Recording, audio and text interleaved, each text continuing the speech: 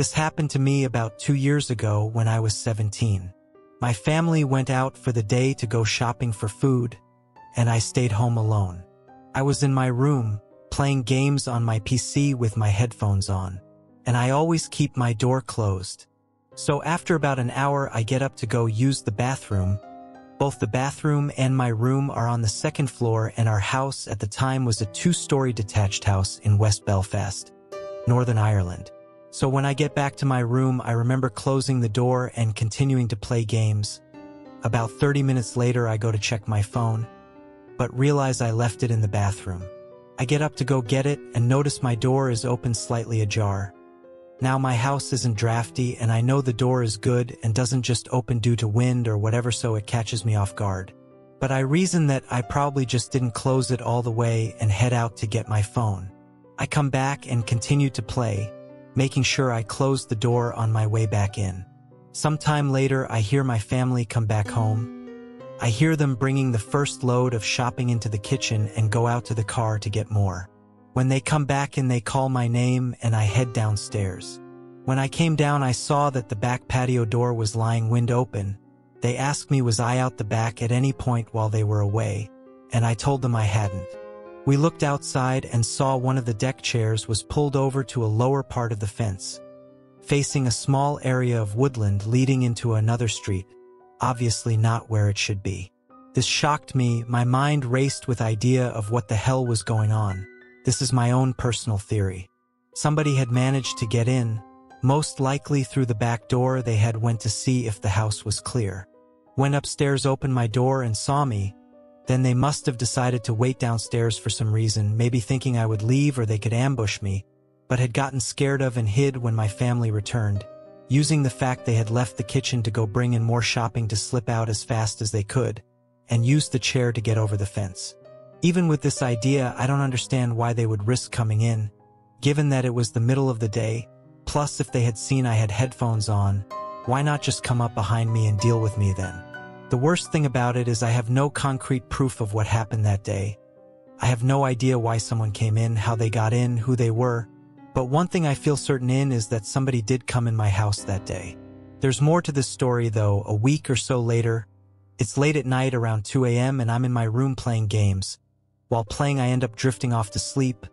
I am woken up by my mom coming and shaking me, asking me if I was outside. I told her no, I've been here all night, I was asleep. She explains to me that while she was lying in bed, she heard the back door slap, and as her room was just above the kitchen and back door, she felt the shake of the slam. My stepdad was working night shift at the time, so it was only me, my mom and sister in the house. I go downstairs to check to see if everything's okay. The door is wide open. Our back garden was in pitch black darkness, so not knowing if anyone was out there, I closed and locked the door and looked around the garden from the inside with a torch. I don't see anyone outside and decide to stay downstairs for a few hours, keeping a lookout. The next day we changed the locks. The strange thing about both of these instances is that nothing was stolen. None of our things were missing, and it seemed that nothing had been really moved or any drawers looked through. I have absolutely no explanation for this, and to this day it baffles me. We had discussed getting the police invoked, but we felt that because there was no serious evidence of a crime taking place, and that we would be moving out of that house in a matter of weeks, unrelated to all of this, we decided there wouldn't really be anything that they could do to help, so we just had our locks changed and made absolutely sure to keep things locked and watched until we had moved out. If anybody has any ideas of what had actually happened, please feel free to get in touch, as I have absolutely no idea what to make of any of this.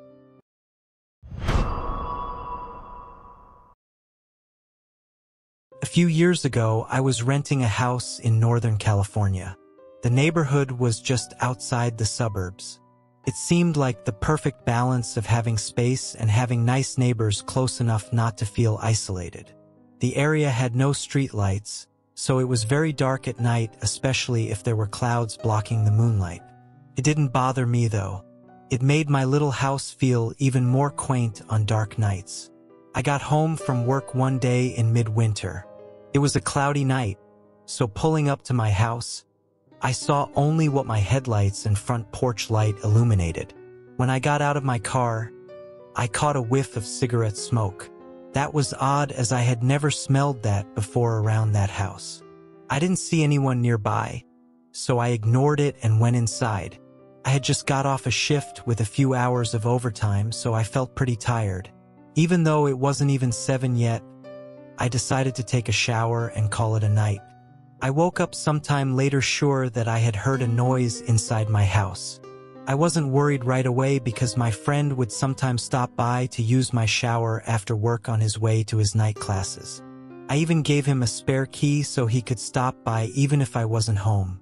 He would always text me to let me know beforehand though, and I hadn't heard my phone go off. I reached over to my bedside table and picked up my cell phone to see if my friend had sent me a text.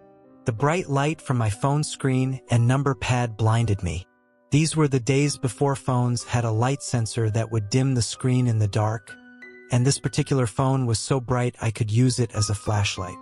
Through squinted eyes, I could make out that it was 9-something, but I couldn't tell if I had an unread text or not. I set my phone aside and called out my friend's name.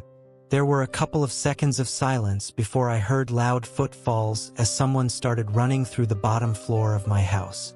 I leapt out of bed and ran to the closet. They were already up the stairs by the time I had opened the door and stepped inside. That house had 3 rooms upstairs, 2 bedrooms on either side of the hallway, the one I was in and a spare, and a bathroom at the end. The bedroom doors were both closed, but the bathroom door was cracked open. I heard whoever was in my house thunder down the hallway past my door and into the bathroom. Thank God he did. That gave me enough time to open the attic access in the ceiling of my closet and hoist myself up. I had just started to lift myself up when the person ran back out of the bathroom. My feet were barely inside of the attic when my bedroom door burst open. I heard footsteps run into my room and stop. When they didn't see me in that room, they ran back to the hallway and into the other room, which just had boxes stacked in a corner, some weights, and a table where I painted my miniature models. I guess they decided that if someone were hiding, it would be in the bedroom because they charged back into my room and turned on the light. A moment later, the closet door was ripped open. I was crouched in my attic just a foot or so away from the access, so I could try to stop them if they started to climb up. From my vantage point, all I could see was from about their knee down. They were wearing dirty blue jeans with frayed cuffs and worn work boots. After a few seconds of looking in the closet, they stepped away and I heard a loud crash come from my room, followed by a scream of frustration and anger. That scream was the most unnerving part of the incident for me. It reminded me far too much of my stepfather, who would scream in a similar way when he lost his temper. He would eventually be put in a mental hospital for several mental disorders that resulted in erratic and violent tendencies. The man in my house ran back down the stairs. I heard crashes and clatters as things were thrown around and furniture was knocked over. I stayed crouched in the attic. I had left my cell phone when I ran for the closet, and I wasn't certain I could climb down without him hearing. After some time, the noises stopped. I started counting slowly. When I reached 1,000, I decided it was safe enough to climb down and call the police. The first thing I noticed when I exited the closet was the intruder had flipped my bed over. I assume in an attempt to find me. That was the loud noise I had heard after he stepped away from the closet. I couldn't find my cell phone, so I went to the landline by the bed and called the police. I waited in my room until I heard them call out from downstairs. The first floor was a mess, but I had expected that. Chairs had been knocked over. The sofa had been flipped. All the books, pictures, and knickknacks I had on my shelves were strewn across the floor. The cupboards in the kitchen had been opened and all the boxed and canned foods had been thrown to the ground. As far as I could tell, though, the only thing missing was a single knife out of the wooden block in my kitchen. The police checked the house from top to bottom. They found that the side door had been forced open by something like a crowbar. They also found a few cigarette butts along my fence line, along with some foil and an empty pen tube, which the police said people often used to smoke meth. So they think he had been watching my house for a while. I realized that he must have been out there smoking a cigarette when I got home. They collected up the evidence and told me I should stay with family or friends that night and get that door fixed as soon as possible. I opted to just not sleep. I moved a shelf over to block the broken door and spent the next couple hours cleaning things up. I would often go to the window with a flashlight and shine it along the fence line where the police found the cigarette butts and foil, but I didn't see anything. The next day, I called to have the door fixed and motion lights installed at the back and sides of my house. I ran a phone cable up into the attic and added a landline. I never wanted to be stuck up there without a phone again. Nothing else happened at that house, though. I lived there another 3 years without incident. One more precaution I took was practicing getting out of my bed, going to my closet and climbing into the attic as quickly and quietly as possible. I even kept at it when I moved, except now I go to a crawl space at the back of the closet instead of the attic. I try not to think about what would have happened if I had been a bit slower getting to the attic or if he hadn't gone into the bathroom at the end of the hall first.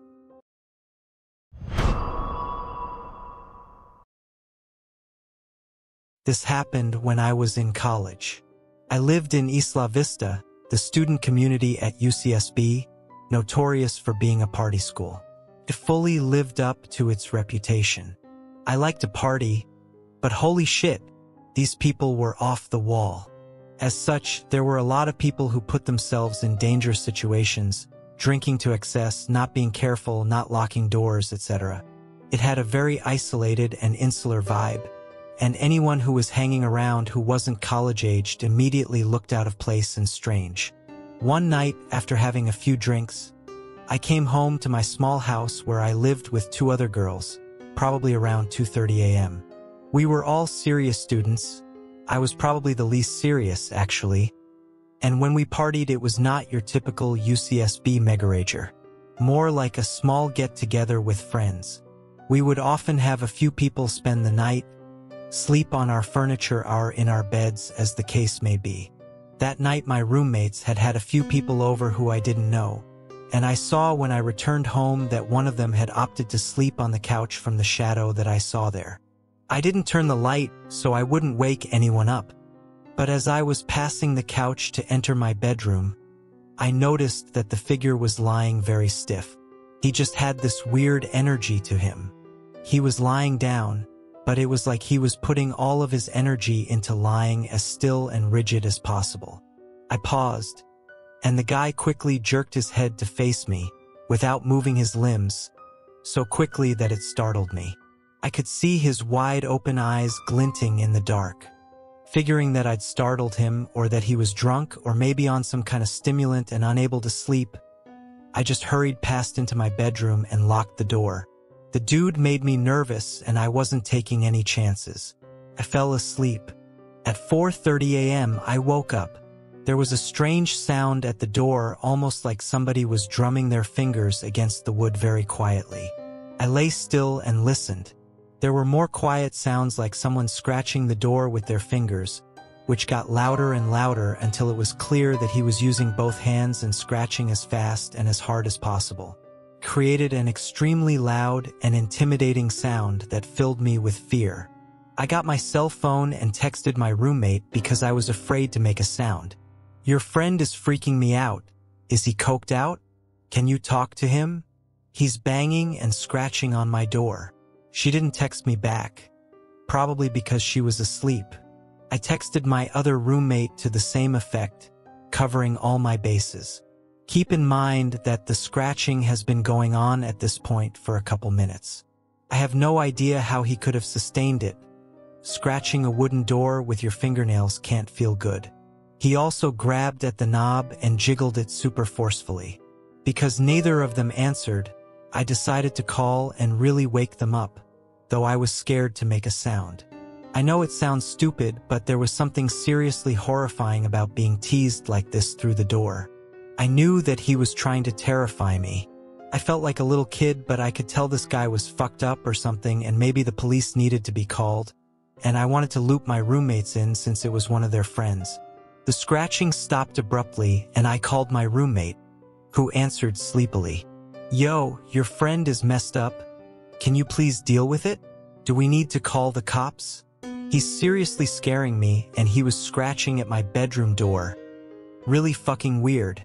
She didn't say anything for several seconds, and when she did speak, her voice had no sleepiness in it at all. What friend? She said. That fucking guy that was sleeping on the couch, I said. She was quiet again. We didn't have any guys over, she said. Call the police. My adrenaline surged, and I told her to please lock the bedroom door as quickly as possible. I realized that I hadn't heard scratching in a while, and I had no clue where the dude had gone. Suddenly, I heard a loud banging in the other end of the house, where my roommates, Lauren and Monica, shared a bedroom. The bangs were followed by the sound of them screaming in fear. I quickly dialed the police as this maniac proceeded to bang against the locked bedroom door of my two roommates as they screamed. The heaviness of the blows left no doubt that he was trying to break the door down. I told the 911 operator the situation, and she dispatched 2 squad cars. The police in Isla Vista are generally used to peeling drunks off the sidewalk and breaking up brawling frat brothers. This was really serious and strange, and I think the dispatcher got the sense from my tone how terrified I was, and she stayed on the phone with me. At one point, the banging stopped and everything was quiet for a while. I talked with the dispatcher and suddenly looked down to see that this guy had slipped his fingers through the 1-inch gap between my door and the floor and was just kind of waggling them around, making this weird growling sound. I screamed and backed away, which is my biggest regret about the situation, since when I look back it would have been so awesome to just stomp the shit out of those fingers and hear the guy howl in pain. When the cops rolled up, I heard running and the sound of our sliding glass door opening and closing, and then he was gone. The cops never caught him. He had broken in through our side door by jimmying the lock somehow. My door was covered in what turned out to be huge gauges he'd made using a pair of scissors, which he discarded on the ground before he left. What terrifies me most about this was that I walked right past him. I looked him right in the face. I realize now that he was not trying to sleep or on drugs, but was lying so stiff like that because he was hiding. He probably heard me open the door and freaked out because he hadn't realized there was another girl living there and tried to blend into the couch in the darkness.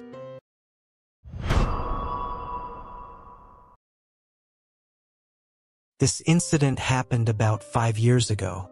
This is a story that I never really tell anymore, because most people are either uncomfortable hearing it or make well-meaning comments about what I should have done in this situation, without really understanding how differently your mind works when you're experiencing absolute panic.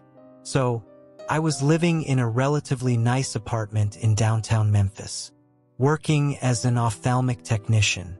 I arrived home from work at my usual time, around 4:30 p.m., unlocked my door, and went inside. I set my phone, wallet, and keys on the kitchen island, hearing my heavy metal front door swing shut loudly behind me, and began taking care of some errands around the house. Having grown up in a small town, it was habit for me to not lock my door during the day, especially when I knew my husband would be home soon anyway. I've never forgotten to lock my door once in the 5 years since this day. I walked through my bathroom and into my large walk-in closet and began hanging up the laundry that I'd started earlier in the day before work. My front door opened, and I smiled with surprise. My husband was home a little early, and I was happily called out to him, "I'm in here, love." I was met with silence, and slowly began to feel that sinking feeling of something is wrong crawl up my spine. I tried to shake it off, thinking my husband simply hadn't heard me, and walked out into my living room area. Standing on the other side of my kitchen island was a complete stranger.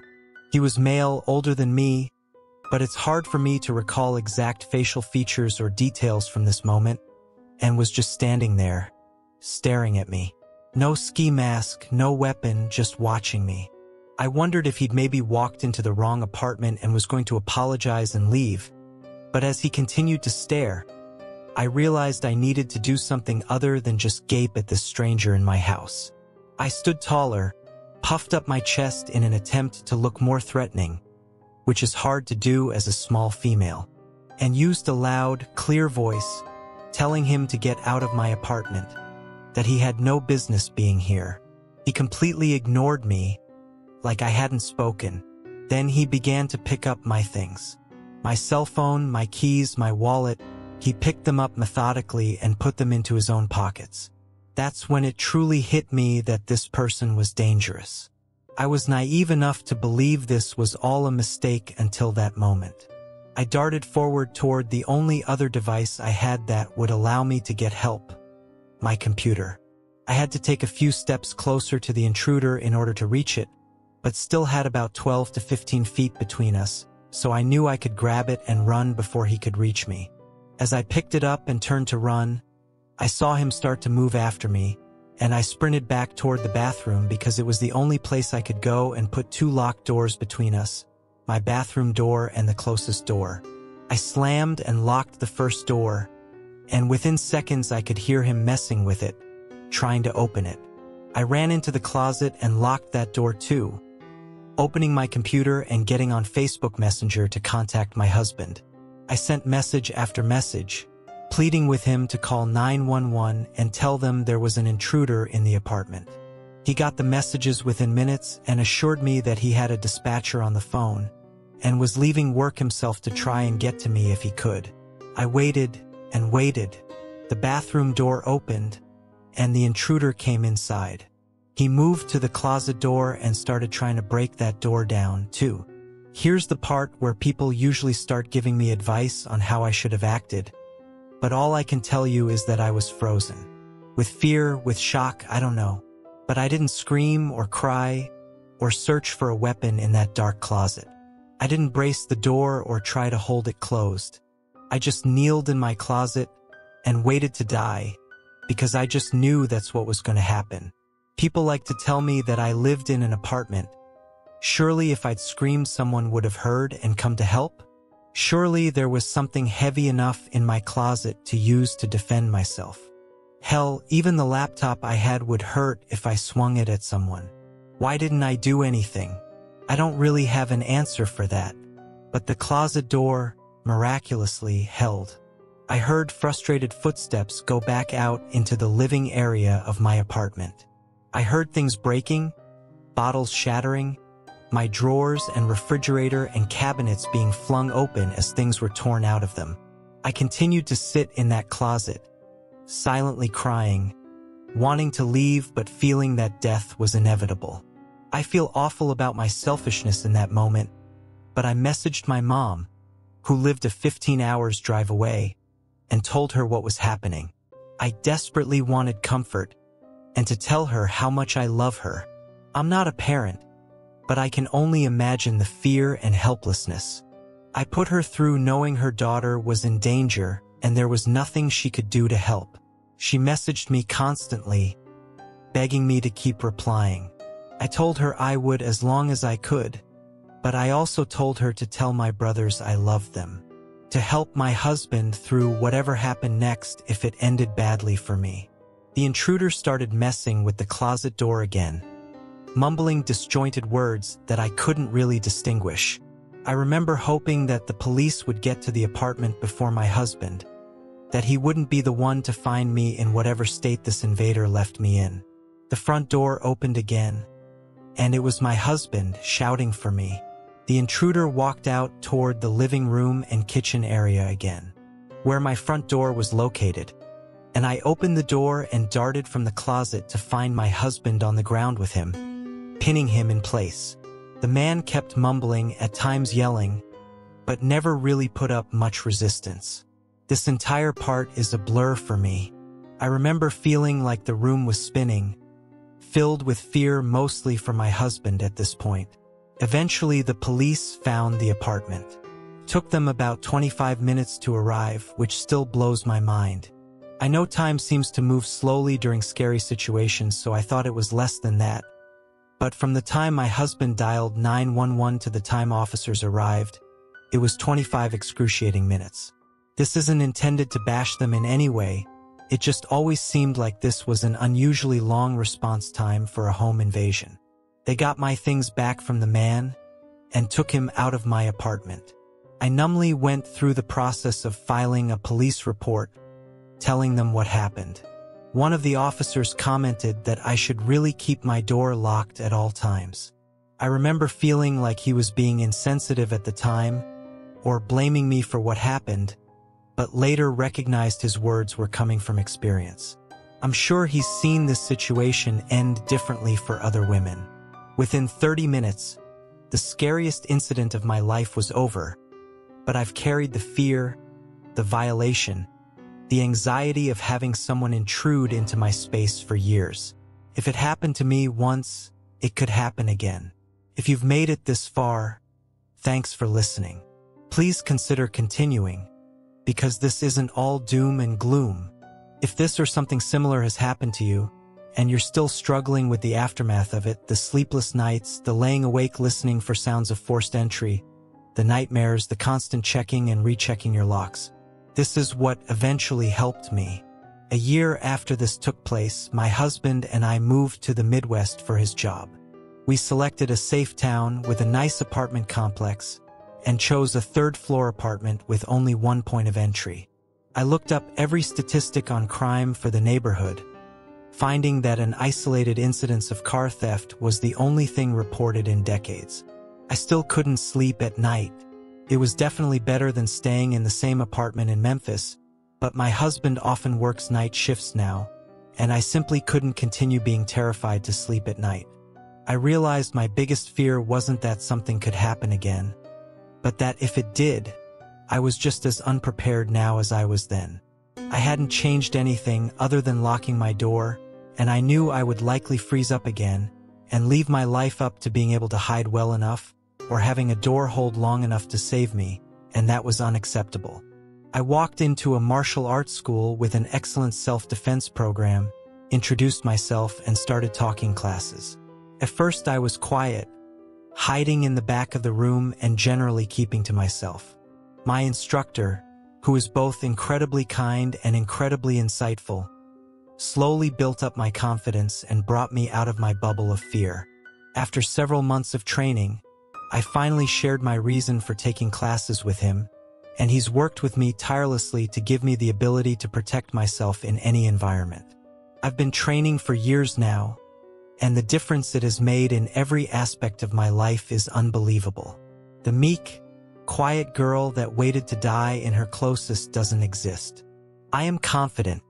I am strong. I am worthy of living and protecting myself in my home.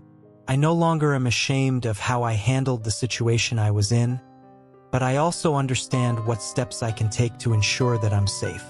It wasn't easy, and it didn't happen overnight, but it was worth it. I recognize this might not be a solution or option for everyone. Your experience is valid, and however you decide to cope with your own story is the right choice for you. This is how I happen to do it, and it's worked well for me. Thank you again for listening. I'm a little afraid to share this, because I'm not sure how people will respond, but maybe doing so will help someone else that's feeling alone with this. Stay safe out there.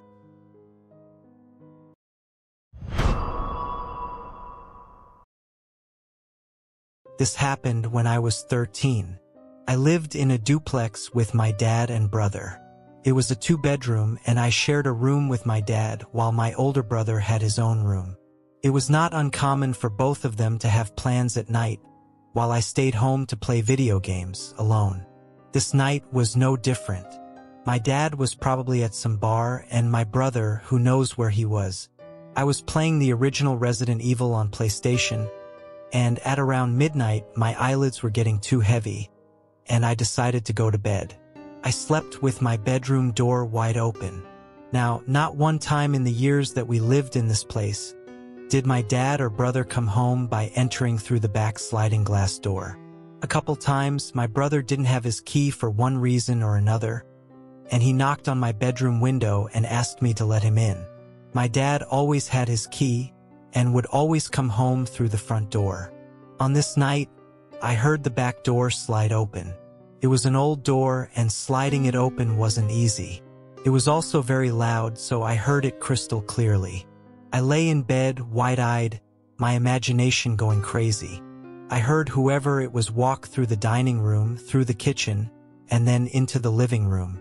They made no attempt to be quiet. After a brief silent pause, I saw someone walk by my bedroom doorway. This scared the living hell out of me, as you can imagine, and my heart throbbed. Whoever was in my house walked into the bathroom right next to my bedroom and flipped the light on. The light poured into my bedroom, and I was laying there, terrified, completely exposed by the light from the bathroom. Why didn't I shout out for my brother or my dad? Because, like I mentioned earlier, I knew it wasn't them, and there was no one else it could have been that would have made sense. Not a family member nor a friend. I knew it was someone that didn't belong. The person then walked out of the bathroom, left the light on, and went into my brother's room and started making a ton of noise. It sounded like they were searching for something. All I did was lay there, shivering. After a few more minutes, the person walked by my bedroom again.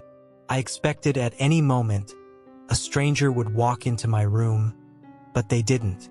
I heard them making noise in the living room, walking around, huffing and puffing. Then they started walking back and forth by my bedroom repeatedly, into the bathroom and back out over and over. At the time, I was 100% sure they were messing with me for some reason. They knew I was there, whoever they were. I heard the person making noises. By this, and by the huge figure that I saw walking back and forth, I knew it was a man. They continued walking around each room except the one I was in, and then suddenly I heard them walk back through the house, to the back sliding door, open it, and then leave. I lay there in bed, terrified, wondering what the hell just happened. After a while, out of sheer exhaustion, I fell asleep. In the morning, I found that my dad and brother were home. I have asked both of them dozens of times, and they both promise it was not them. Plus, again, why the hell would they go through the back door, and then leave again through the back door? This was 21 years ago. I'll never know who it was or why they were there. Nothing was missing either. What really makes me wonder to this day, why the hell did they never come into my bedroom? The door was wide open, and they walked by it at least 20 times.